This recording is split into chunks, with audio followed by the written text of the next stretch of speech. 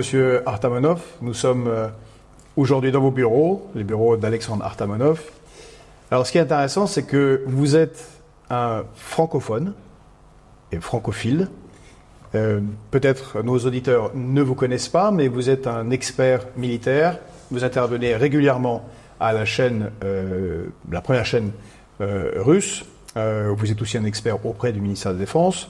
Et vous êtes professeur à l'Académie des relations internationales des affaires étrangères, ce qui est, disons, le niveau supérieur de ceux qui vont devenir diplomates en Russie. Vous avez commencé votre carrière, entre autres, dans les transports, puisque vous avez été conseiller au ministre des Transports. Vous avez une grande expérience dans l'aéronautique. On aura une question à ce sujet par la suite. Mais ce qui est intéressant, c'est que vous êtes docteur et vous avez passé votre doctorat à Paris, à l'Institut catholique de Paris, à la Sorbonne également, et vous êtes diplômé du Centre d'études diplomatiques et stratégiques de Paris. Alors, ce qui est étonnant, c'est que c'est mon cas aussi. C'est un petit hasard. Voilà, pas exactement les mêmes années, mais voilà, nous avons été une formation à cet endroit. Et vous êtes auditeur IHEDN, ce qui est déjà rare en France, mais encore plus en Russie. Donc, Institut des hautes études de la défense nationale. Donc, vous êtes vraiment un très grand expert sur les questions de défense, et ça va être notre sujet principal aujourd'hui, le conflit en cours, ses développements, la géopolitique. Et comme c'est ce que nous faisons là, c'est sans filtre, c'est la position de la Russie, et c'est pour ça que c'est intéressant de la voir sans filtre, justement, pour nos auditeurs. Alors, depuis le 24 février 2022, il y a ce qu'on appelle ici en Russie l'opération spéciale militaire en Ukraine, qui est un conflit assez large maintenant, de type Première Guerre mondiale, un vrai conflit comme on a rarement connu depuis longtemps en Europe. C'est également un conflit contre l'OTAN. Quelle est la situation, selon vous, pour l'armée russe dans ce conflit ? Que de questions, M. Kuzmanovic, parce qu'en fait, là, vous en avez posé une, mais ça, donc, à mon sens, décèle, disons, ça a beaucoup de strates à analyser, si je puis dire. Donc, la position de la Russie en 2024 par rapport à 2022 est différente, si je puis dire, à 100%, parce qu'en fait, lorsque on a amorcé la manœuvre, on était juste quelques 200, voire 250 000, pas plus. Donc une armée forte d'un effectif de 250 000 personnes, tout cassé, donc n'était pas vraiment très nombreuse face aux Ukrainiens, qui avaient, enfin en tout cas selon les sources américaines, le magazine américain National Defense, donc National Defense, ils avaient quand même une armée qui était forte de 600 000 baïonnettes, enfin 600 000 personnes, aguerris, parce qu'en fait, ils faisaient déjà la guerre depuis 2014 dans le Donbass, et que je les vivais un peu, si vous voulez, comme une grande aventure. Une aventure qui pouvait réussir, qui pouvait ne pas réussir. Ça a bien tourné, ça a bien marché pour la Russie, parce qu'en fait, maintenant, on contrôle plus de 20% de territoire ukrainien que l'on croit être, nous autres les Russes, libérés. Enfin, parce que les Ukrainiens ont un autre langage, ça je le sais très bien, mais que, enfin, comme il s'agit du Donbass, alors Donbass pour nous c'est un peu le Kosovo des Serbes, une région qui a été russe depuis la nuit des temps et qui en fait a été occupée par les Ukrainiens suite donc à une opération menée par les bolcheviks qui en fait ont octroyé cette région à la République soviétique de l'Ukraine. Ceci sans aval de la population parce que dans le temps, enfin c'est vieux de 100 ans, il n'y avait encore pas d'Ukraine du tout, enfin elle a été juste créée par les bolcheviks. Elle a existé pendant 2 semaines sous l'occupation allemande, c'était lors de la guerre 14 et 18, et que, en fait, sans chercher à critiquer qui que ce soit, enfin, je voulais dire que les gens du Donbass ont toujours vécu cela un peu comme, enfin là, je cherchais, si vous voulez, à titre de comparaison quelque chose de l'histoire française, l'histoire de France, un peu comme les Bretons, par exemple, qui se sont vus couper, charcuter une partie de leur territoire qui était partie dans les autres départements qui ne sont pas bretons. Voilà, donc là ils ont toujours cherché à avoir leur territoire breton en entier. Pour aller dans votre sens, oui. C'est ce que défendait par exemple le candidat M. Jean-Luc Mélenchon en 2017 en disant que l'URSS s'étant effondrée, on peut parler d'une sorte d'empire soviétique, il n'y a pas eu à la suite de cela une conférence internationale et beaucoup de citoyens de nationalité russe ou d'autres nationalités se sont retrouvés pas au bon endroit en termes de frontières. Et donc je crois que c'est plusieurs dizaines de millions de Russes qui ne sont pas en Russie, mais qui sont dans d'autres pays, Ukraine, Kazakhstan, et ainsi de suite, pays baltes, et que ceci n'a pas été réglé. Et donc c'est une des conséquences, la guerre est une des conséquences de ce non-règlement international des frontières. Vous savez, M. Kuzmanovic, je vais peut-être vous étonner, mais il y a plus de 10 millions de Russes dans la communauté européenne. Et que si vous avez par exemple quelque chose comme 2 ou 3 millions de Finlandais qui sont un petit peuple, enfin un peuple indépendant en part entière, on se demande pourquoi les Russes qui sont au nombre de 10 millions n'ont pas pignon sur rue au sein de la communauté européenne, ne sont absolument pas représentés, n'ont aucun droit, parce qu'en fait, Dimitri Koshko, qui est votre collègue et qui est un journaliste français, le pilier d'ailleurs du journalisme français, il a fait plus de 40 ans d'AFP, et donc qui a guerroyé, enfin en tout cas, il a clamé haut et fort pour les droits des Russes de la communauté européenne, n'a jamais obtenu gain de cause. Alors les Russes sont vraiment très nombreux à l'étranger, surtout dans les républiques limitrophes ex-soviétiques, on venait juste de le dire. Mais ceci dit, il y a quand même un hiatus, quelque chose qui est toujours omis par les Occidentaux, en tout cas quand ils analysent la fin de la période soviétique. Il y a eu un référendum, un peu la française, parce que je ne sais pas si vous êtes au courant, je crois bien que si, la Constitution française stipule que les Français ont droit au référendum. Mais mon ami qui est déjà... Article 3. Ouais, mais disons, Yvan Blot, justement, qui est déjà, qui n'est plus de ce monde, si je puis dire, qui est déjà défunt, eh bien, elle disait que jamais, au grand jamais, les Français n'ont pas réussi à faire valoir leur droit au référendum pour décider des grandes questions des actualités. À chaque fois, il fallait qu'ils se réfèrent aux opinions des gens qui sont, je dis pas toujours de maîtres chanteurs, mais en tout cas des gens qui ne sont pas toujours élus. Par exemple, comme les députés européens qui n'ont jamais été élus par le peuple français, directement. Enfin, sans parler des Américains qui ne peuvent même pas élire leur candidat à la présidence de façon directe, comme ça se fait en France et comme c'est opéré en Russie. Alors ceci dit, les Russes eh bien, ont vécu ce référendum de 1991, si je m'abuse, et ils ont décidé de sauvegarder, c'était pas les Russes, c'était les Soviétiques, de sauvegarder, de préserver, si vous voulez, l'Union soviétique, et que les dirigeants ont passé outre. C'est très peu connu dans l'Occident. Oui. Ce n'est jamais, si vous voulez, donné au grand public un peu, enfin en pâture, même en Russie, mais que c'est un peu la vérité. Ça fait partie des choses qui sont facilement contrôlables, enfin que vous pouvez très bien voir par vous-même comment ça se passait. Donc tout ça pour vous dire qu'en fait l'Union soviétique s'est effondrée au détriment de la volonté des gens qui en faisaient partie.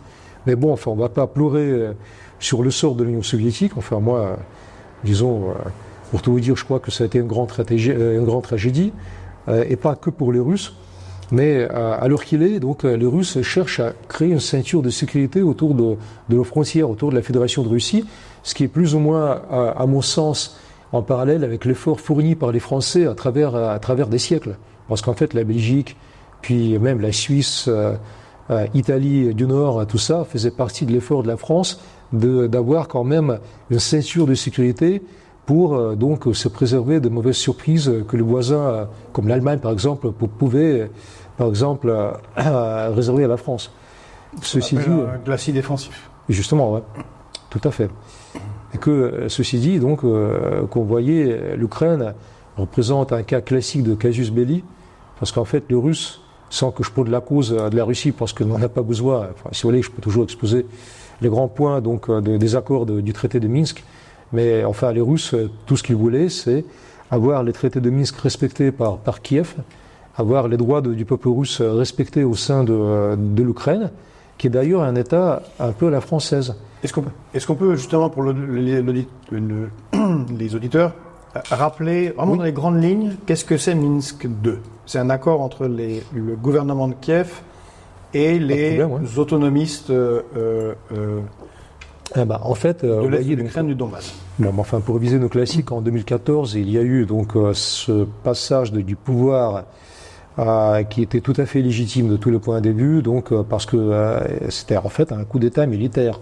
Donc les gens qui sont venus protester, enfin les gens qui n'étaient pas représentatifs par rapport le peuple ukrainien, parce qu'ils étaient au nombre de 10 000, peut-être 100 000 personnes, et qui ont décidé pour toute l'Ukraine, qui ont pris d'assaut le Parlement ukrainien, et puis donc à la résidence du Premier ministre et du Président, en fait, ont remplacé le gouvernement officiel ukrainien et le président, donc qui a été évincé, donc qui a même été obligé de quitter le pays parce qu'en fait, il craignait pour sa sécurité, il a gagné la Russie, sans d'ailleurs qu'il portât la Russie dans son cœur, parce qu'en fait, le président qui a quitté sa fonction était plutôt plutôt neutre, même pour la souveraineté ukrainienne, un peu aux grandes dames de la Russie.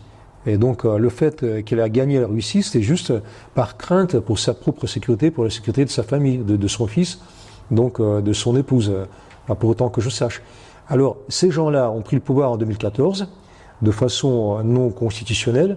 La région du Donbass n'a jamais reconnu donc les gens qui sont venus dire que voilà, maintenant on est le pouvoir officiel à Kiev. Donc le Donbass a demandé qu'il y ait un référendum, qui n'était pas prévu d'ailleurs par la loi ukrainienne, et que finalement les hostilités ont commencé. Parce que, Kiev a envoyé ses troupes qui se sont mis un peu à tirer sur les gens. Il y a eu même des attaques aériennes, les gens qui se faisaient donc balancer sur la tête des bombes, des gens qui étaient tués donc à coups de mitrailleuses, donc des avions de chasse qui ont attaqué Lugansk et Donetsk. Et c'est deux choses. C'est aussi peu en France, c'est pour préciser, en fait le conflit dure depuis 2014, au moins dans sa partie guerre civile, entre la République de Lugansk, Donetsk, y compris avec des tranchées, donc comme on l'avait dit, des tirs d'artillerie, des tirs d'aviation. Personne n'a jamais, disons, ça fait partie des choses. C'était un peu oublié. Vous avez raison. Non, vous avez raison, M. Kuzmanovic. Là, vous mettez bien les points sur les i, mais tout ça pour dire que je raconte pas, de salade, des histoires un peu donc sans queue ni tête, parce qu'en fait, c'est des choses qui sont facilement vérifiables, que ce soit par Wikipédia, que je porte pas dans mon cœur, que ce soit par d'autres sources médiatiques, mais que, en 2014, les troupes de Lugansk et de Donetsk, deux villes, de grandes villes, parce que Donetsk fait plus d'1 million d'habitants, ont commencé à résister, à tenir la dragée haute, donc à l'armée ukrainienne qui a attaqué, donc en bonne et due forme, à les deux villes en question. Et les autres bourgades qui étaient les métropes par rapport à Lugansk et à Donetsk. Or, les gens de Lugansk et Donetsk demandaient juste un référendum. Et disaient, nous, on veut un pouvoir légitime, on veut pas qu'il y ait, des gens qui se sont proclamés, qui sont auto-proclamés président, premier ministre. Voilà. Donc, ceci dit, je sais très bien que le Kiev, depuis, a toujours dit qu'il y a eu des Russes qui ont soutenu, l'armée russe qui est entrée sur le territoire de Lugansk, de Donetsk, Donbass au sens large du terme, et donc l'armée russe qui s'est mise à soutenir les rebelles, mais ça n'a jamais été corroboré, si vous voulez, de façon officielle. Jamais eu de militaires, il n'y a jamais eu d'artillerie lourde. Il n'y a jamais eu des armements appropriés, des armements qui sont propres à l'armée russe, qui est d'ailleurs une armée très forte, comme on l'entend.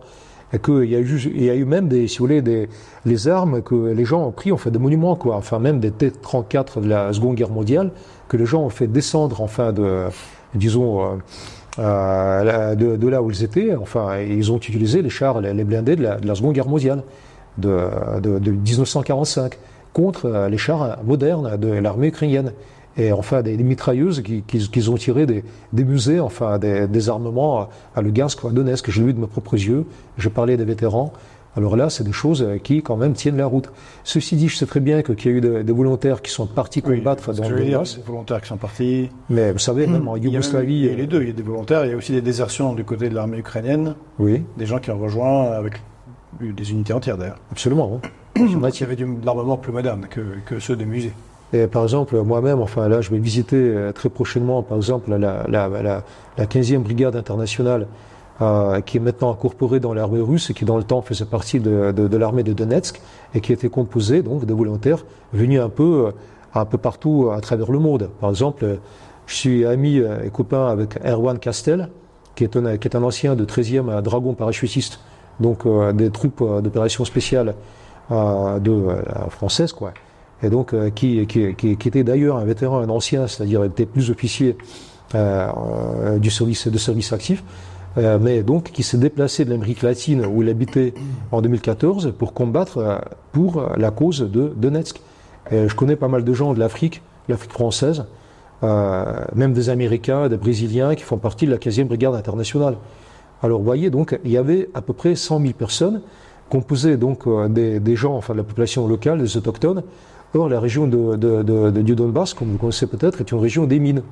Il y a des mines, enfin, il y en a partout, donc c'est des gens un peu Je connais théoriquement, mais je ne suis pas allé. C'est un peu comme en Alsace-Lorraine, enfin, dans le grand nord de la France, enfin, des gens qui sont habitués à vivre un peu à la dure, qui savent très bien que le jour où ils descendent, par exemple, sous la terre, peuvent très bien ne pas remonter à la surface. Alors, des gens qui étaient habitués au danger et leur famille aussi.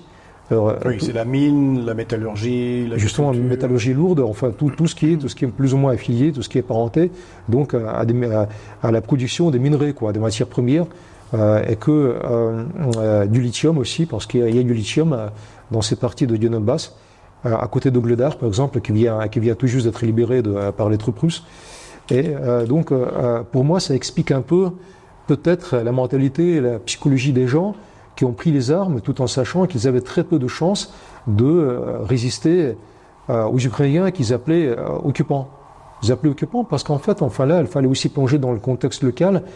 Le général, enfin je veux dire le général de Gaulle, disait toujours que l'Ukraine était les Bouches-du-Rhône de la Russie. Alors vous voyez, donc c'est pas moi qui le dis, c'est le général de Gaulle. Et que si l'Ukraine était le Bouches-du-Rhône, alors le Donbass était la Corse. Parce qu'en fait, les gens du Donbass n'ont jamais été reconnus à part entière par les Kieviens, par les gens de la capitale de l'Ukraine, qui enfin je dis pas maltraités, mais enfin qui les sous-estimaient, enfin les tenaient pour la population plutôt russe qu'ukrainienne, en plus des mineurs, enfin des gens de la terre aussi, peut-être des paysans, enfin des gens qui n'étaient pas vraiment pour eux, enfin je veux pas dire bourgeois, mais en tout cas les gens dignes de respect. Enfin, c'est comme ça qu'ils voyaient les choses. Et les gens du Donbass le vivaient très mal, parce qu'ils le sentaient, le voyaient, enfin, et ils sentaient que vraiment Kiev était sous le gouvernement. En fait, ça s'est trouvé comme ça depuis 2014 de l'Occident, enfin de la partie occidentale de l'Ukraine, de la région de Galicie. Par exemple, les gens qui sont maintenant à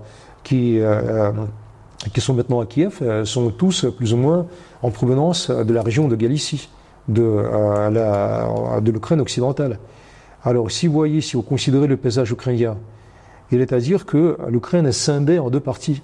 Ils n'ont même pas de normes de langue ukrainienne unies pour les deux parties de leur territoire national.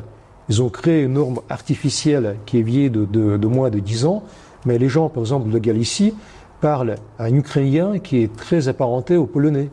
Tandis que les gens, par exemple, de la région de Donbass, ou bien ne parlent aucune autre langue que le russe, sinon parlent un dialecte de russe que je comprends sans problème, qui n'est même pas biélorusse pour moi. Biélorusse, c'est quand même une langue indépendante par rapport au russe, qui est beaucoup plus proche du russe que même le biélorusse, qui est vraiment à deux pas de, un peu, je sais pas, comme le patois normand par rapport à Paris. Donc là, ça se comprend. Enfin, par exemple, si je vous dis Javon su, je sais pas, on peut toujours dire qu'il s'agit d'une autre langue, mais pour moi, il s'agit plutôt d'un patois, hein, enfin, pas d'autre chose. Et que c'est un peu le cas du Donbass. Alors, c'est pas nous qui sommes venus chercher les gens du Donbass pour les rattacher à la Russie, ceux qui l'ont demandé depuis 2014. Et je vous dis, enfin, là, je peux l'affirmer devant acquis de droit, comme on dit, hein, que depuis 2014 et jusqu'en 2020, on a toujours dit, par exemple, dans le journal des actualités et ailleurs, les républiques autoproclamées de Lugansk et de Donetsk. À partir de 2020, le vent a un peu tourné. Enfin, on a commencé à réviser un peu le classique, puis à prêter l'oreille à ce que disaient les gens. Parce qu'en fait, il y avait même, par exemple, le rapport de l'OCSE, enfin de la Commission européenne, qui présentait les choses, à mon sens, de façon tout à fait subjective et très orientée en direction de l'Ukraine, mais qui quand même était là pour dire que les gens se faisaient tirer dessus, enfin qu'il y a eu des bombardements massifs, qu'il y a eu de pilonnage, et qu'en fait la population civile en a pâti. Et tout ça pour dire qu'en 2022, lorsque en fait on a réclamé, les républiques ont réclamé la reconnaissance de leur indépendance, ça a été le cas, on l'a fait en prenant, si vous voulez, le cas du Kosovo, parce qu'en fait, c'est les Occidentaux qui ont prêté main forte. En fait, ils nous ont donné le contexte du Kosovo qu'on a utilisé pour dire, voilà, si le Kosovo s'est fait reconnaître par les Occidentaux, alors pourquoi nous autres Russes, on ne reconnaîtrait pas le Donbass à titre indépendant? Et on l'a fait. Ensuite, il y a eu un traité qui a été passé entre la République de Lugansk et la République de Donetsk, un traité de coopération d'entraide militaire, civile et militaire, et ensuite le rattachement suite à un référendum qui a été mené dans les républiques. Voilà, un point, c'est tout. C'est quand même différent par rapport au contexte de Zaporogie, de la région attendez. Donc il y a Zaporogie, et il y a aussi la deuxième région qui a été rattachée, donc Lugansk, Donetsk, Zaporogie. Mariupol. Ouais, non, pas Mariupol. Mariupol fait partie du Donbass. Non, c'est autre, la ville qui était de Kherson, la région de Kherson. Parce que la région de Kherson, qui est la région la plus occidentale de la Nouvelle-Russie, de ce qu'on appelle Novorossia, qui est maintenant considérée comme région russe, avec la ville de Kherson qui est occupée par les troupes ukrainiennes, eh bien, on est donc au regret de constater qu'il faudrait donc libérer tous les territoires qui se sont ralliés, qui ont rallié les drapeaux qui sont rattachés à la Russie. Et donc la région de Zaporogie n'était pas dans le lot initial, si je puis dire, parce qu'en fait ça faisait partie de l'Ukraine, pareil pour Kherson, mais que finalement ces deux contrées ont décidé de mener un référendum. Et lorsque l'armée russe est entrée, si vous voulez, dans ces deux régions, eh bien les gens ont voulu se faire reconnaître comme russes, ce qui était le cas. Alors 8 millions de personnes qui sont retrouvées comme Novorusses maintenant, plus 2 millions qui sont en Crimée, plus 10 millions par rapport à la Russie d'avant 2014. Il y a beaucoup de réfugiés ukrainiens en Russie, il me semble, selon les chiffres du selon les données internationales. Du commissariat aux réfugiés de l'ONU. Il y a beaucoup, c'est 2 ou 3 millions. Beaucoup plus. Beaucoup plus. Il y en a entre 7 et 10. Vous voyez, donc la population de l'Ukraine faisait 42 millions. Oui. Alors, à la fin... Enfin, c'est des gens qui reviendraient sur les territoires pris par la Russie. Absolument, oui. Au moment de l'implosion soviétique, il y a eu 42 millions d'Ukrainiens. Enfin, des gens qui habitaient l'Ukraine. Donc ensuite, maintenant, selon les statistiques du régime de Zelensky, qui pour nous n'est pas un président ni légal ni légitime, parce qu'il n'y a pas eu d'élection... Pourtant, Zelensky a été élu à 73%, oui. Il me semble. Oui. Y compris par des gens du... Parce qu'il a promis de reconnaître le russe comme langue officielle. Voilà. Il avait promis de mettre en œuvre Minsk II. Justement. Donc il y avait un vrai soutien. Il voulait fédéraliser l'Ukraine. Il voulait que l'Ukraine se retrouve avec un statut fédéral. C'est pour ça que je vous dis qu'aujourd'hui, l'Ukraine est un peu comme la France. La France qui est un État unitaire. Il y a des départements du code napoléonien. Il n'y a pas de province historique avec des doumas, des parlements locaux. Et que, par exemple, nous autres, en Russie, on est la Fédération de Russie, même avec les fêtes locales qui sont peut-être même pas fêtées au niveau national, mais qui sont fêtées, par exemple, je sais pas moi, par les Tchétchènes, ou par les Tatars, ou par d'autres, parce qu'ils ont le droit, de faire ce qu'ils veulent chez eux, sur leur territoire, un peu comme les États-Unis, qui sont quand même des États indépendants, qui ont formé un grand ensemble américain. Alors, la Fédération de Russie est très parée au système américain. On n'a pas de constitution indépendante comme peut-être les États américains entre eux. On a une seule constitution, seule et unique pour tous les territoires russes, mais on est quand même composé de régions fédérales. Ce qui n'est plus le cas de la France depuis la révolution de 1789, et ce qui n'est pas le cas ukrainien. Or, si vous prenez les Ukrainiens, ils ont la population tchèque, la population hongroise. Ils ont aussi, il y a des Russes, il y a des Juifs, il y a par exemple aussi la région d'Odessa, qui est une région internationale un peu très spéciale, plus ou moins pareille à Marseille, ou même la Corse, comme je disais, parce qu'il y a un peu de tout et qu'Odessa ne s'est jamais reconnue ni russe, ni ukrainienne, ni autre chose, ni juive. C'est un peu, si vous voulez, un visage plutôt, elle a cherché le mot approprié, mais un tapis multicolore bariolé, un peu de toutes les nations qui ont formé, une ville franche, une ville ouverte, un peu à tous les vents, et que l'Ukraine s'est voulu un État unitaire et tout à fait uni. C'est important, là je fais valoir ce point, parce qu'en fait, si vous le mettez, vous comprenez pas vraiment ce que l'administration de Zelensky a voulu imposer aux Ukrainiens. Parce que les Ukrainiens sont tous très différents. Deux normes d'ukrainien. Moi, je reconnais l'ukrainien comme une langue indépendante par rapport aux Russes. Il y a vraiment une langue ukrainienne, d'accord. Mais il y a aussi deux normes de cette langue. Il y a, comme je vous ai dit, au moins 4 ou 5 ethnies composant le paysage ukrainien. et ils ont leurs droits non respectés, si je puis dire, par Kiev. Kiev qui est passé outre et qui veut voir un peuple ukrainien uni avec une seule norme nationale. Alors pour moi, il s'agit d'une expérience révolutionnaire, donc un peu à l'échelle de 1789, jacobin, expérience jacobine ou bolchevique, enfin quelque chose comme ça. Et c'est pour ça qu'il y a maintenant beaucoup de sang qui a été versé. Parce qu'en fait, les Ukrainiens ne sont pas vraiment très combatifs à l'heure qu'il est. Enfin, il y a pas mal de gens qui essaient d'échapper au front, enfin, qui font de leur mieux pour partir dans l'Occident, pour s'y réfugier. Et que je sais très bien que, par exemple, le pouvoir de Zelensky a bien voulu que Scholz, chancelier allemand, ou Macron, fasse partir les réfugiés ukrainiens masculins, enfin les hommes, pour qu'ils regagnent l'Ukraine et pour qu'ils prennent les armes contre la Russie. Et que pour moi, il s'agirait quand même de quelque chose d'extraordinaire. Ce serait vraiment bafouer les droits de l'homme. Parce que les gens ne veulent pas combattre. Ils sont partis, pas seulement pour se réfugier dans l'Occident, ils prennent racine et puis s'y installer à vie, mais ils veulent que la guerre cesse parce qu'ils ne veulent pas combattre dans la Russie, contre la Russie en Ukraine et trouver leur mort. Alors ça c'est en Europe. Donc on a ce conflit partiellement guerre civile qui commence en 2014, l'opération spéciale militaire 24 février 2022. Justement. Maintenant ça fait plus de 2 ans et demi que ce conflit dure. Il semble que la Russie, pour revenir au point militaire, la Russie a la main haute, comme on dit, imprime son tempo et son rythme de guerre à l'initiative, si on ne se trompe pas de ce qu'on voit, et largement à l'offensive sur l'ensemble du front. Mis à part la reprise des villes de Slaviansk, bref, de la frontière administrative du Donbass et des 4 régions qui sont maintenant considérées comme russes. Qu'en est-il ? Est-ce que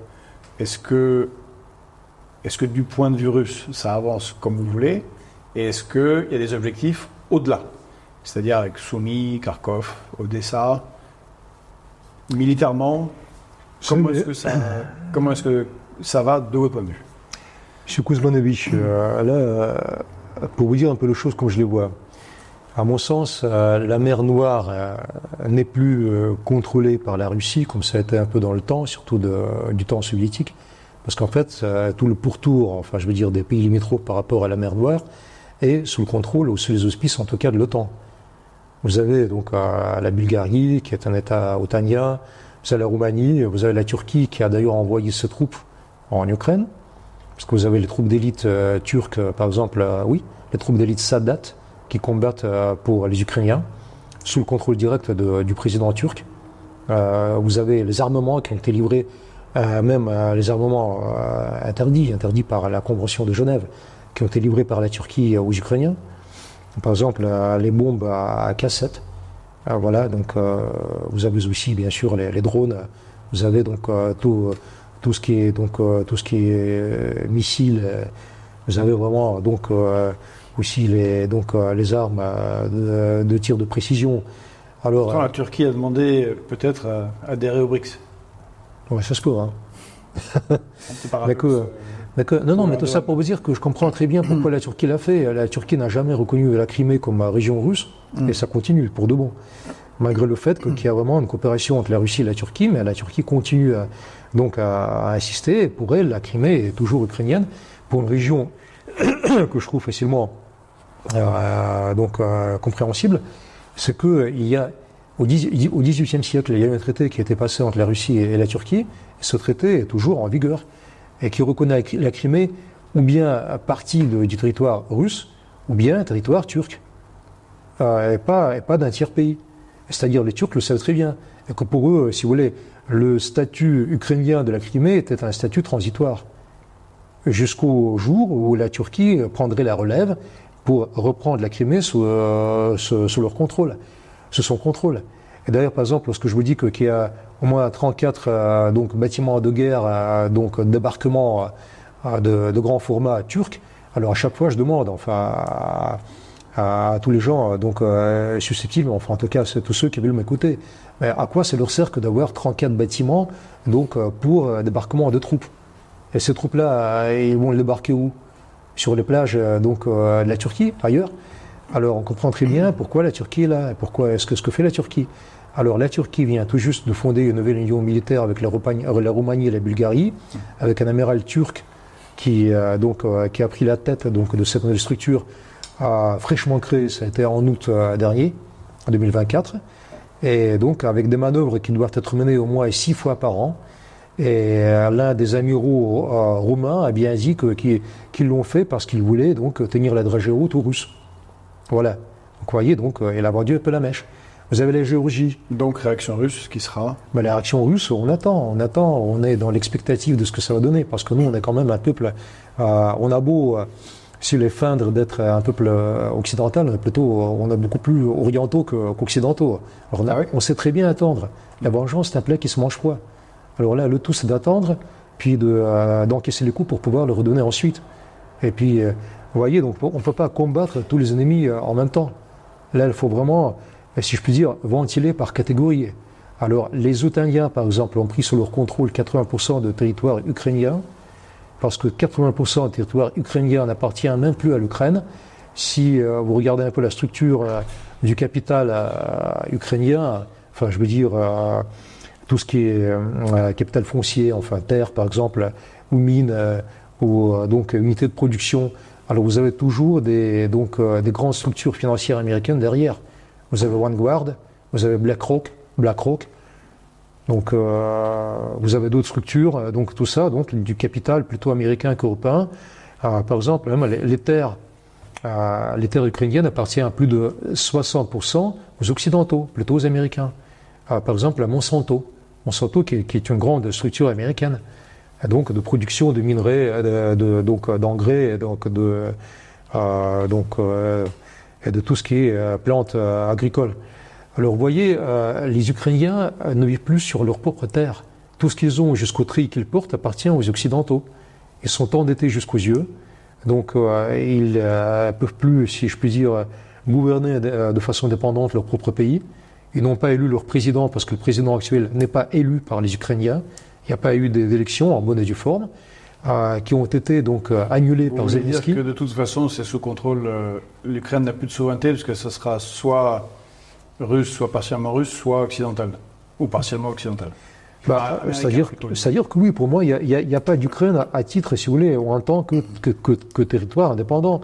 Et même les Russes n'ont pas vraiment conscience de ce phénomène, très souvent. Par exemple, lorsque les Russes disent voilà, on combat contre l'armée ukrainienne, moi je leur dis il faudrait que les écailles tombent des yeux. Il n'y a pas d'armée ukrainienne, à proprement parler. Il y a le temps. Tout ce qui est armement est armement otanien, jusqu'au calibre, parce que. Pas au début. Pas au début, maintenant. Parce que vous voyez, au début, par exemple, il y avait les canons de calibre 152. Donc, vous voyez, parce qu'il y a quand même une différence de taille. Et si je parle de busier, par exemple, tout ce qui est canon lourd, si je parle par exemple, de canons des chars, les Russes ont un autre diamètre pour les canons de chars.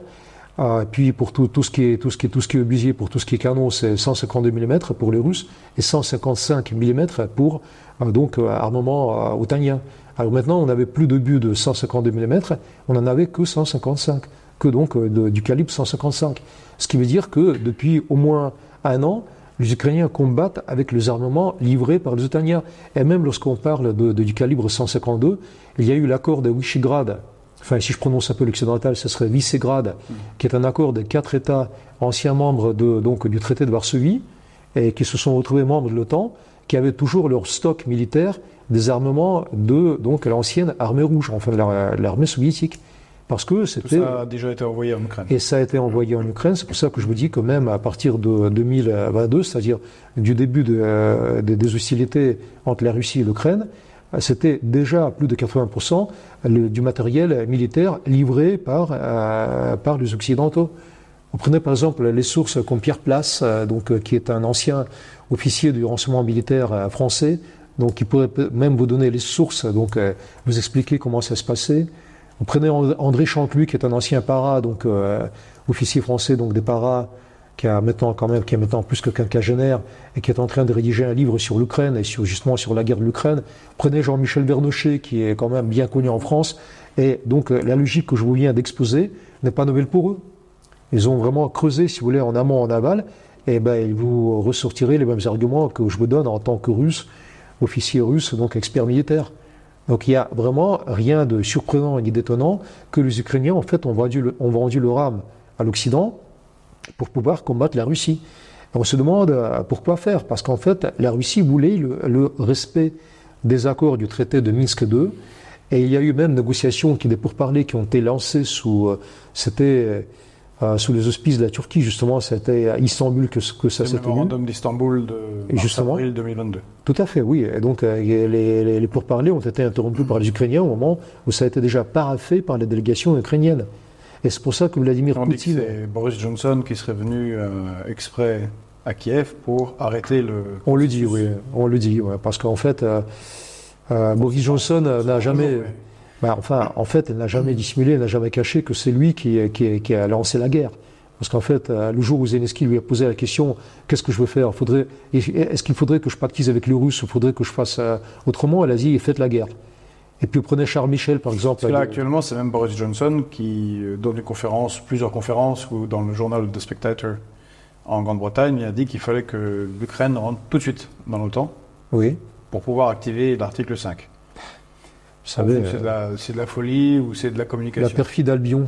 Parce qu'en fait, ce que l'Angleterre cherche là, c'est vraiment à casser l'Europe. Enfin, si vous voulez, si on parle vraiment en géostratégie, il y a quelque chose que les Occidentaux ne comprennent pas. Pour les Américains, les Occidentaux n'ont jamais été, je parle de l'Europe occidentale, n'ont jamais été des alliés. C'était des sujets à traiter. C'était des vassaux. C'était des gens à sacrifier au cas où. Un peu comme Israël. C'est pas un allié, si vous voulez, qu'on traite d'égal à égal. Prenez même, par exemple, Trump, donc le jour où elle a été avec Macron à Washington. Vous voyez comment on l'a traité? Comme un petit sujet, même, quelqu'un de misérable. Lorsque, vraiment, et il lui a dit même, tu pèles mon ami. Il a ramassé les pellicules sur son costume en disant, voilà, je suis au petit soin du petit Macron. Vous voyez comment il a traité? Est-ce que c'est comme ça qu'il pouvait traiter le général de Gaulle, par exemple, dans le temps? Non, bien sûr que non. Non, il était trop grand, il n'aurait pas réussi à atteindre l'épaule du général de Gaulle. Vous voyez, donc, je veux dire que je rends raison aux gens de Civitas, du Rassemblement National, qui disent qu'il n'y a plus de France maintenant, il y a la Macronie. La France, elle est foutue, la France. Il n'y a plus de France. Si, il y a une France. La France, en tant que pays, existe, mais en tant que pays gouverné par Macron, pour moi, c'est la Macronie. Un président qui parle à l'étranger, qui parle anglais parce qu'il a horreur de parler français. Là, elle a commencé lors de son premier mandat, lorsqu'il était à l'étranger, il parlait anglais, il ne parlait pas français. Ce qui, quand même, passait, si vous voulez, outre, enfin, tout ce qui est, je sais pas moi, donc, tradition, sans parler du protocole officiel. Le président se doit parler quand même la langue de son pays. Un président qui parle en Algérie et qui dit, voilà, on n'a pas de grande histoire. Président français qui dit, la France n'a pas de grande histoire. Pour moi, enfin, c'est pas un président. Bon, ça c'est notre problème en français, de français. Mais vous voyez, c'est pas votre problème à vous, parce que Macron a envoyé ses troupes en Ukraine. Alors nous, déjà, on compte les cadavres français. Il y en a déjà plus de 70. Vous pensez qu'il y a des troupes françaises? Ouais, qui ont été envoyées à Châteauroux. Pas des... Vous savez, j'ai ma propre source de renseignements. Pas l'armée régulière? Si. La Légion étrangère. Pas officiellement. 2e régiment de la Légion étrangère. Est-ce que c'est pas l'armée régulière, ça? Parce qu'en fait, on a ramassé à l'appel les chevrons, si vous voulez, donc de la Légion étrangère. Le 1er régiment est en Amérique latine, si je m'abuse. Alors, le 2e régiment a été envoyé en Ukraine, à côté de la région de Kharkov. Le 2e régiment étranger parachutiste Parachutiste, non, la Légion étrangère. D'accord. Il y a aussi, si vous voulez, il y a aussi les insignes, donc l'uniforme militaire. C'est pas des volontaires qui étaient anciens légionnaires?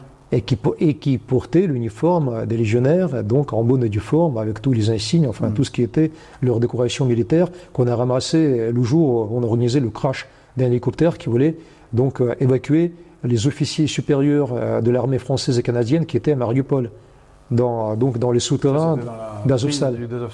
Tout à fait, ouais. Il y avait des Canadiens, il y avait même l'un des officiers haut placés du QG canadien. Pierre Place m'a parlé donc de ses anciens collègues qui étaient les plongeurs d'élite français qui montaient la garde à Azovstal et qui étaient du service actif. Et pourquoi la Russie n'a pas publié les images de ces incidents? Parce qu'on n'est pas intéressé, parce que vous voyez, donc il y a toujours des capitaux français qui sont investis en Russie. Il y a donc toujours les intérêts. Vous voyez Auchan, par exemple, dans la banlieue moscovite, il y a aussi Obi, il y a, si vous voulez, quand même la coopération nucléaire. Parce que je ne sais pas si je vous découvre des choses, mais que en fait, on a appris pas mal de choses de la France dans le domaine nucléaire, et que les Français sont toujours intéressés à traiter avec les Russes dans le domaine nucléaire. C'est pas nous les déchets nucléaires. Pour les déchets nucléaires qu'on peut traiter. L'uranium enrichi. Pour le recyclage des déchets nucléaires, absolument. Et le jour, par exemple, où les Français sont passés aux réacteurs un peu plus, sophistiqués, donc ils ont pris conseil des Russes. Alors l'énergie, pas militaire, attention, parce que tout ce qui était énergie militaire et bombe atomique a été opéré, fait et inventé par la France. Là, la France est une grande nation nucléaire qui a fait son propre atome militaire. Enfin, tout ce qui est militaire a été, à partir de la bombinette à Bigoudi, comme on l'appelait lorsqu'elle a explosé dans le Sahara, donc tout ça a été français de pure souche à 100%. Mais pour le nucléaire civil, il y a toujours eu la coopération très poussée, si vous voulez, très élaborée avec la Russie. Et c'est pas nous qui allons la couper, parce que vous voyez, lorsque Poutine mène la guerre, il entend que le jour où il y aura la paix, il voudrait qu'il y ait quand même un accord, un courant qui passerait entre l'Occident et la Russie. C'est un peu sa cible. Et je peux vous dire, franchement, la main sur le cœur, que par exemple, mon opinion subjective, enfin à titre subjectif, si je ne suis pas à titre subjectif, je vous dis, je ne suis pas de l'avis de mon président. Moi, à mon sens, enfin, le monde d'antan a vécu. On ne va pas revenir, si vous voulez, à la période qui était entre les deux guerres. Entre celle qui a commencé, qu'on a de plus en plus tendance à traiter comme la Troisième Guerre mondiale, et la guerre de 1941-45, pour nous. Pour vous, 1940-45. Parce que c'est bien le 22 juin 1940 que les Allemands ont organisé le défilé militaire sur l'Arc de Triomphe, si je m'abuse. Après la campagne de France, oui. Absolument, ouais. 2 semaines de la ligne Maginot, avec les Sénégalais qui ont été les derniers à combattre. Je sais très bien. Parce que je suis venu fleurir à la tombe des Sénégalais, qui ont été les derniers à résister sur la ligne Maginot, lorsque tous les autres ont déposé leurs armes. Alors, tout ça pour dire... ordre du gouvernement. Ouais. Non, enfin... Parce qu'il y a eu quand même des combats. Il y a eu des combats. C'est mal, mais... Mais c'était pas Verdun. Non, c'est pas Verdun, mais... Ça a duré 2 semaines, 3 semaines. Pas plus. Totalement. Je sais très bien comment ça se passait. Enfin, l'histoire de Vichy est plus que connue, avec Mitterrand, qui a été l'un des ministres les plus jeunes du gouvernement de Vichy, le ministre de la Jeunesse. Enfin, bon... Là, je vais arrêter parce que sinon, on va passer à des choses... On va partir sur un sujet. Du ressort de Jouvenel. Pour revenir au conflit, est-ce que ce serait une erreur que de dire que l'objectif de l'armée russe, militairement, purement stratégie militaire, c'est de casser l'appareil militaire ukrainien pour obtenir une capitulation sur condition? Est-ce que c'est maintenant Parce que l'impression qu'on a de l'extérieur, je vous demande à vous en tant qu'expert, c'est que dans la conduite de ce conflit, Poutine ne semblait pas celui qui était le plus à vouloir engager toutes les forces russes, qu'il y avait des forces en Russie qui voulaient y aller full strength, toutes les forces en Ukraine, et qu'il a cherché des accords, comme l'accord du mémorandum d'Istanbul dont vous avez parlé tout à l'heure. Est-ce que là, on n'en est pas arrivé à un stade avec le plan de paix, entre guillemets, de Zelensky, où la Russie a décidé qu'il n'y a plus de négociations et que l'objectif est de casser l'appareil militaire pour qu'il y ait une capitulation sans condition? C'est M. Kuzmanovic, j'ai une autre optique, parce qu'en fait, c'est pas pour rien que je vous ai dit que le jour où on s'est engagé dans le combat, il y a eu quelque chose comme 250 000 militaires russes, donc pareil la manœuvre, prêts à mener le combat. Pas de conscrits, pas de bleus, comme on dit. Enfin, des gens qui étaient vraiment les vieux de la vieille, enfin, des aguerris qui ont fait l'Afghanistan, qui ont fait les guerres du Caucase, qui savaient très bien manier leurs armes.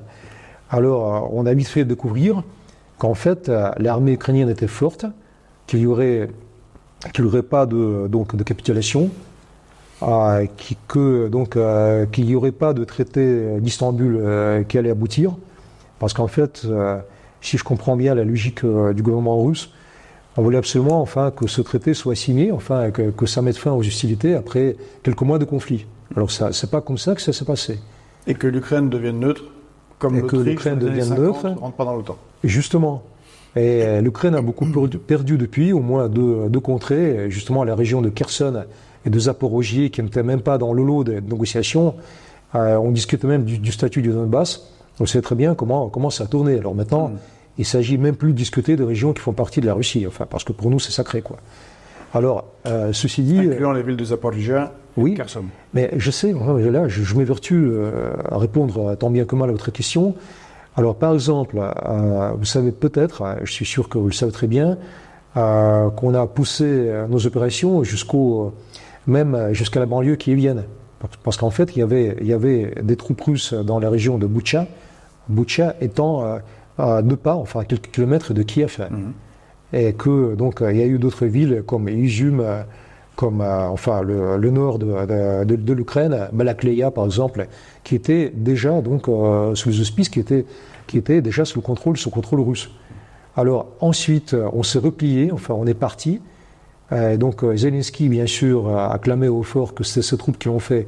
Or, il n'en a été rien, parce qu'en fait, les troupes russes se sont retirées, parce qu'on a vite fait de comprendre qu'on ne pouvait pas contrôler ce territoire immense avec 250 000 personnes, avec une industrie militaire qui n'était pas à la hauteur d'une industrie de guerre. C'était vraiment une industrie militaire qui était destinée à vivre sous le temps de la paix, mais pas en menant une guerre active, et comme il n'y en a pas eu en Europe depuis au moins 60 ans, plus que ça, 70 ans. Alors il fallait nous réorganiser, ce qu'on a fait. Parce qu'en fait, on s'est, comme on disait au 19e, on s'est recueilli, enfin en tout cas on s'est replié sur nous-mêmes. Donc on a réorganisé tout ce qui était production d'obus, parce que par exemple il y a 1 an et demi, il y avait très peu d'obus sur le front, il n'y en avait pas en quantité désirable, parce que par exemple moi qui ai quand même l'expérience régulière du front, je peux vous dire que lorsque je sillonnais donc le long de la ligne de confrontation, comme on l'appelle actuellement, donc il y avait des militaires qui parfois nous arrêtaient, qui disaient n'auriez pas des fois quelques obus à nous donner, enfin voilà, on aurait besoin d'une dizaine d'obus parce qu'on est à court d'obus. Alors maintenant, enfin, on le prend pour de la rigolade, mais ça a été vrai. Il y a 1 an et demi à peu près, il n'y avait pas de drone. Vous savez très bien qu'on ne peut pas mener une guerre moderne de notre temps sans drone, qui vous permettent de rectifier le tir d'artillerie, évolution militaire majeure. Mission de renseignement, mission donc de rectification de rectifier le tir, donc faire tout ce qui est nécessaire pour les Ukrainiens, ils ont un avantage sur les Russes en termes de drones ou ils avaient un avantage sur les Russes il y a à peu près 1 an et demi. Ils avaient un avantage immense. Il y a toujours, enfin, à mon sens, le front n'a pas encore reçu, enfin, tout ce qui était promis par l'industrie militaire, mais on peut déjà mener ce qu'on est en train de faire, l'offensive. Et l'offensive, justement, si vous voulez, c'est cette fonction directe de cette industrie militaire qui vit maintenant, pas, si vous voulez, en temps de paix, mais vraiment en temps de guerre. Et comme on a vraiment démarré cette logique de guerre, on est prêt maintenant, si vous voulez, un peu comme un camion qui s'est mis en mouvement, inexorable, enfin, on est prêt à aller jusqu'au bout, un peu comme un rouleau compresseur. Et que sans nous arrêter, mais en même temps sans copier ce qui se faisait dans le temps un peu sous Staline. Parce que vous voyez, lorsque vous avez l'armée ukrainienne, ils ont plus ou moins la stratégie stalinienne. Alors pourquoi ? Parce que sous le temps de Staline, au temps de Staline, ils étaient prêts parfois à sacrifier, je sais pas moi, 100 de milliers de personnes juste pour occuper une ville, tout en sachant qu'ils pouvaient très bien la contourner et puis ensuite la bombarder un peu comme le faisaient les Américains, qui avaient des bombardements massifs, justement pour préserver la vie de leur personnel, enfin de leurs effectifs, de leurs troupes. Alors nous autres les Russes, on a vraiment épousé la logique américaine. On préfère maintenant pilonner, mettre les obusiers d'abord, envoyer l'artillerie lourde, envoyer donc aussi l'aviation, et surtout avec les bombes qui sont maintenant sur les munis d'un appareil spécial qui permet des bombes, ce qu'on appelle... Bombes planantes. Justement, cherchez le terme, vous avez raison. Et qui peuvent très bien être larguées donc, à une distance de 20 voire 30 km de leur cible. Voilà, de leur objectif. Ce qui permet donc à l'aviation de ne pas entrer sous le feu bien nourri et bien préparé, par exemple, de tirs antiaériens ukrainiens. Alors tout ça pour dire que ça nous a pris à peu près 1 an et demi pour nous organiser. En même temps, on a utilisé ce temps de façon tout à fait productive, parce que, vous voyez, donc, les Ukrainiens ont lancé leur offensive en 2023. Alors, vous savez très bien que quand on mène une offensive, on dépense beaucoup plus de troupes par rapport à la personne, enfin, par rapport à ceux qui sont, justement en défensive, qui mènent leur manœuvre de défense. Alors, ça vous donne à peu près 4 personnes pour une. Alors, une personne défendant ses positions peut massacrer jusqu'à 4 personnes qui sont en offensive. Alors, nous, on a permis, aux Ukrainiens, donc, quand même, d'exténuer leur effort, d'aller jusqu'au bout de ce qu'ils pouvaient faire. Et ensuite, lorsqu'ils étaient un peu à court d'arguments, sans armement lourd, sans troupes, qu'ils ont vraiment dilapidé, si je puis dire. Vraiment, ils ont cassé leurs troupes en essayant donc de prendre des positions qui avaient quand même une épaisseur de plus de 40 voire 50 km. Parce qu'on a organisé des lignes de défense en profondeur allant jusqu'à 50 km. Alors là, vous voyez... Donc après le mémorandum qui n'a pas marché, ligne de défense sur Ovikin, si je ne me trompe pas, on l'organise, et offensive ukrainienne qui échoue complètement. Qui a cassé leurs dents. Et qui a beaucoup de pertes du côté ukrainien. Justement. Et vous, les Russes, vous profitez de ce temps-là pour réorganiser l'appareil de production. Affirmatif. Si je prends par exemple... Pour disposer des capacités en hommes et en matériel pour faire l'offensive actuelle. Et l'ancien commandant en chef des troupes ukrainiennes a donné ses propres calculs au Congrès américain en disant que le régime de Zelensky, celui qui est maintenant ambassadeur en Bretagne, et donc elle a dit que les troupes de Zelensky, le régime de Zelensky, a massacré plus de 600 000 militaires. 600 000 militaires en 2 ans. Et c'est les chiffres vieux d'au moins 7 mois, parce qu'en fait, les a donnés, ça a été au mois de janvier dernier. Alors, voire plus, parce qu'on est maintenant en octobre, quoi. Et ça ne va pas les blessés graves. Ah bah oui, hein. Un autre est maintenant coursé. x3. Enfin, nous, on croit qu'il y a à peu près 1 million d'Ukrainiens militaires qui ont laissé leur vie sur les champs de combat. Enfin, tout en considérant, enfin là je vous parle à titre subjectif parce qu'il n'y a pas de chiffres officiels, qu'il y a à peu près 150 000 Russes et 150 000 militaires qui donc ont sacrifié leur vie pour mener la manœuvre. Qui sont morts au combat du côté russe. Justement.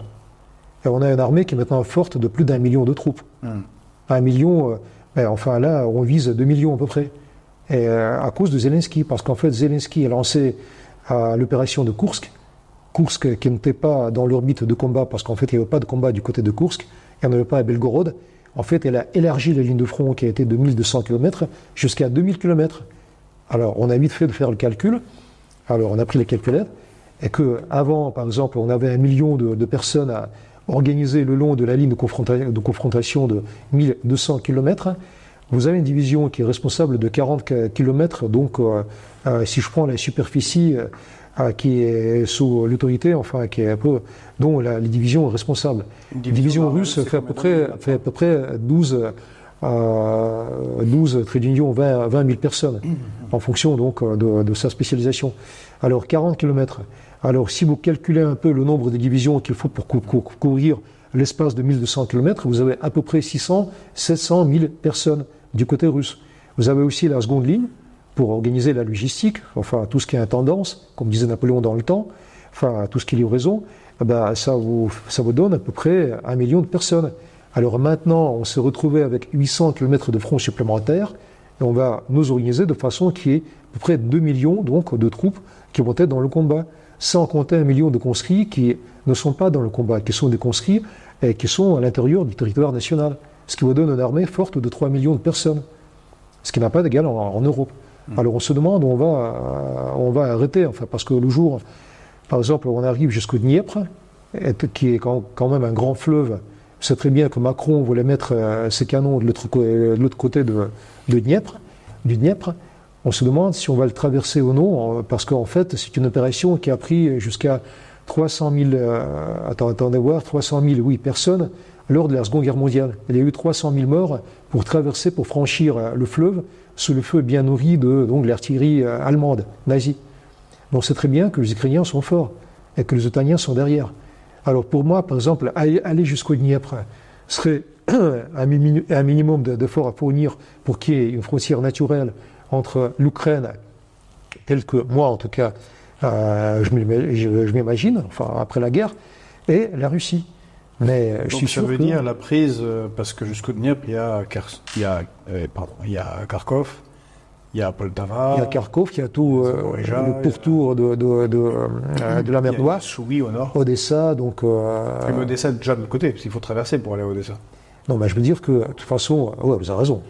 Mais que je suis sûr que tant que le contrôle de la ligne côtière de l'Ukraine resterait sous le régime ukrainien, enfin sous le contrôle du régime ukrainien, on ne va pas arrêter le combat. Hein. Donc vous pourriez dire que c'est ça l'objectif final. Ça va continuer. Ouais. C'est l'objectif final, comme vous le dites. Parce que là, disons, cet espace qui est réduit en peau de chagrin du contrôle de la flotte russe, et donc qui est maintenant sous le feu nourri des drones maritimes, enfin des troupes ukrainiennes, parce que c'est très bien qu'il y a à peu près 20% de la flotte russe qui a été coulée par les Ukrainiens. Moi je dis par le temps. Il a fallu la reculer pour qu'elle soit moins facile à toucher. Oui, et puis de toute façon, si la ville d'Odessa, par exemple, qui est quand même une ville historique pour les Russes, fondée par Catherine II, parce qu'il y a aussi un peu ça. Hein. Il n'y a pas que les Français qui sont fiers de leur histoire, un peu de leur grande nation. Les Russes, c'est du pareil eux-mêmes. Ils n'entendent pas laisser Odessa sous le contrôle ukrainien. Pour eux, Richelieu a participé à la fondation. Richelieu a participé à la fondation justement de la ville d'Odessa au temps de Catherine II. Là, c'est vrai. Enfin, c'est une ville qui est une ville historique russe, un peu comme Reims pour la France ou je sais pas moi Rouen. Alors, je suis sûr que les combats vont continuer pour pousser la frontière jusqu'à la Moldavie. Et que la ville de Kherson, de toute façon, doit être libérée parce que ça fait partie du territoire russe. Et ça va aller jusqu'à Odessa, voire plus. Parce qu'il y a aussi le port d'Orlovka. Il y a aussi d'autres ports marins qui se sont retrouvés maintenant sous le contrôle otanien. Et si on laisse faire, donc on est presque sûr que la région sera occupée par les troupes roumaines, françaises et américaines. Donc ce serait pour faire la jonction jusqu'à la Transnistrie, qui est une partie de la... Absolument, pour aller jusqu'à Odessa. Tiraspol, où il y a d'ailleurs... Vous avez les troupes françaises qui sont... russes, là-bas. Ouais. Selon notre logique, oui. Parce qu'il y a... absolument, jusqu'à la bourgade de Kolbasna. Parce que Kolbasna est une ville où il y a toujours... Enfin, c'est pas une ville, c'est un village plutôt. Il y a toujours 30 000 tonnes d'obus amassés qui sont depuis la fin du traité de Varsovie, que 30 000 du calibre 152 est quelque chose de tout à fait rêvé pour l'armée ukrainienne qui entend se ravitailler. Tenter de le récupérer. Enfin, je ne vous le fais pas dire, mais que c'est un peu à titre subjectif que je vous présente l'information, parce que ça n'a jamais été officiellement corroboré par le Kremlin. Bien sûr. Mais ceci dit, quand même, vous demandez à n'importe quel Russe, il vous dirait que tant que la zone côtière est sous le contrôle ukrainien, on va continuer les combats. Vous savez, il y a même eu le service de renseignement ukrainien qui a voulu faire une opération de guerre subversive en Crimée, en passant un coup de fil donc, aux Russes habitant la Crimée, en disant voilà, vous êtes maintenant appelés sous le drapeau. Alors c'était pour voir la réaction des gens. S'ils vont protester, s'ils vont dire pourquoi ou autre. Alors tous les gens qui ont été appelés par le renseignement militaire ukrainien, eh bien, se sont organisés, sont partis en direction de commissariats militaires, tout à fait, si vous voulez, de façon patriotique, prêts donc à se retrouver sur le champ de combat. C'est un peu pour vous expliquer que, en fait, l'opération du renseignement militaire ukrainien est tombée à l'eau parce qu'en fait, les Russes sont prêts à combattre.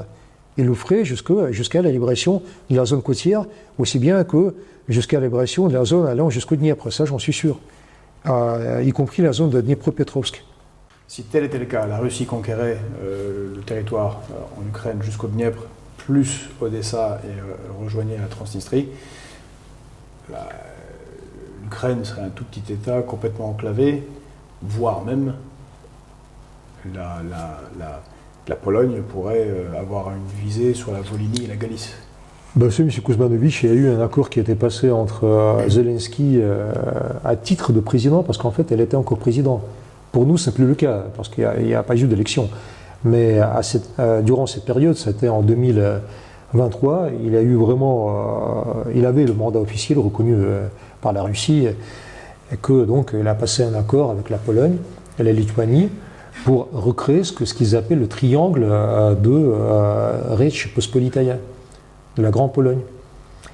C'est un accord militaire et civil qui prévoit une coopération très poussée entre les trois États, à savoir l'Ukraine, la Pologne et la Lituanie. Vous savez très bien qu'il y a 300 ans, il y a eu un État, la Grande Pologne, qui a été un État lituano-polonais ou polono-lituanien, et donc qui a incorporé le territoire ukrainien, en partie le territoire actuel biélorusse, et qui est allé jusqu'à la mer Noire. La logique des deux mers, ça s'appelle. Justement. Et que, à mon sens, le jour où la Pologne voudrait, par exemple, s'imposer en Ukraine, elle pourrait très bien le faire. Mais je suis sûr que la Russie y serait réticente, parce qu'en fait, nous, on ne reconnaît qu'une seule Ukraine. Une Ukraine qui serait démilitarisée complètement, un peu comme c'était le projet américain pour les Allemands de 1945. On sait très bien que les Allemands voulaient démilitariser complètement l'Allemagne, enlever tout ce qui était industrie, garder juste le secteur civil agricole, et enfin un minimum donc d'appareils à fabriquer. C'est le plan Morgenthau, je crois. Tout à fait, ouais. Et que c'est très bien que jusqu'à nos jours, les Allemands n'ont pas droit de fabriquer leurs propres avions, même civils. Et sans parler d'avions militaires, ils sont produits par les Français, en régime de coopération avec l'Allemagne, mais quand même à Toulouse. Parce qu'en fait, l'Allemagne a perdu la guerre, aussi bien que l'Italie. Je sais très bien parce que c'est moi qui ai acheté un peu l'Italie pour l'incorporer dans le projet de Sukhoi Superjet 100. Et je l'ai fait justement en faisant. Le jet civil russe. J'étais vice-président. Dans le temps, j'étais vice-président donc, de Sukhoi civil.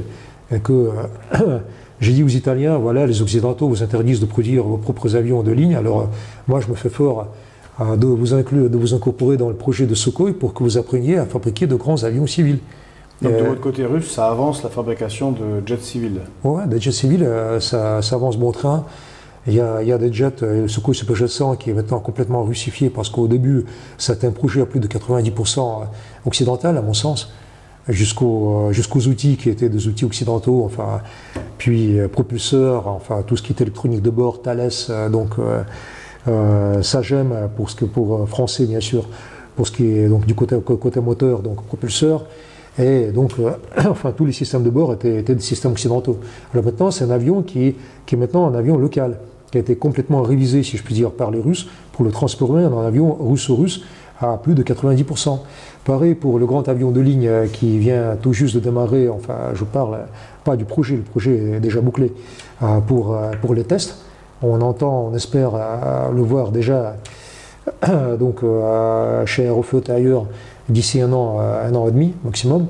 Donc le projet avion de ligne n'a pas encore de propre titre, MKS ou MTC, avion de ligne, quoi, avion de ligne de plus de 100 places. On a aussi des Ilyushin 96, donc un 4 moteur, un quadrimoteur qui est un peu vieux-jeu, je sais très bien, mais qui est en train de se transformer en bimoteur. Là, il y a une nouvelle version qui a été tout juste fraîchement créée, bimoteur. Et il y a d'autres projets d'Ilyushin qui ont été sortis des cartons. Alors de ce point de vue, la Russie a des arguments à profusion. Donc c'est encore un autre domaine où les sanctions font que ça vous oblige à développer votre souveraineté, y compris là où pour redorer le blason russe dans le domaine de l'aéronautique civile. Alors peut-être j'aurais une dernière question pour finir, parce que allez-y. Et plus d'ordre global. Nous sommes ici pour couvrir le sommet des BRICS. Est-ce que vous diriez qu'au niveau militaire stratégique, il y a une alliance militaire entre la Russie, la Chine et l'Iran? Ben, je vous dirais, franchement, non. Non. Il n'y a pas d'alliance. Il y a une alliance avec la Corée du Nord, militaire et civile, en bonne et due forme, signée par les deux présidents, enfin par le chef de la Corée du Nord, quel que soit son titre officiel, et par le président russe. Mais la Chine n'a jamais entendu à faire une union, un front uni avec la Russie pour ce qui est conflit militaire. Non, c'est absolument pas le rôle de la Chine. Pensez aux manœuvres récentes assez massives, navales, océan de. Il y a toujours des manœuvres, donc surtout du côté du Pacifique. On sait très bien qu'après la création d'AUKUS de la France a été exclue, malheureusement. Et donc la Chine a tout intérêt à faire appel à la Russie, ne serait-ce que pour contrôler la région de la Chine du Sud, la Chine du Sud. Voilà, enfin, il y a la mer de la Chine du Sud qui maintenant, qui est à côté du détroit de Malacca, où il y a des îles artificielles chinoises, où les Chinois mènent très souvent les manœuvres avec la flotte russe. Ça, c'est vrai, enfin, je ne vous le fais pas dire. Aussi bien que la présence très massive de la flotte russe dans l'océan Indien, à côté de l'Iran. Parce qu'en fait, la partie nord de l'océan Indien est sous le contrôle de la flotte iranienne, de la marine iranienne et russe. Alors, tout ça pour Donc coopération militaire, mais pas alliance. Non, pas autre chose. Ouais. D'accord. Très bien. Bon, et Monsieur Artamonov, merci pour votre temps. Vous avez pris beaucoup de temps. Nous avoir reçus, d'avoir été aussi franc. C'est ce que l'on souhaitait. Merci beaucoup. Merci à vous. Au plaisir de vous retrouver encore et encore. Ici, en France, quoique je doute fort que je puisse aller en France à l'heure qu'il est. On verra un jour. Peut-être un jour, mais enfin là, je ne suis pas nostalgique.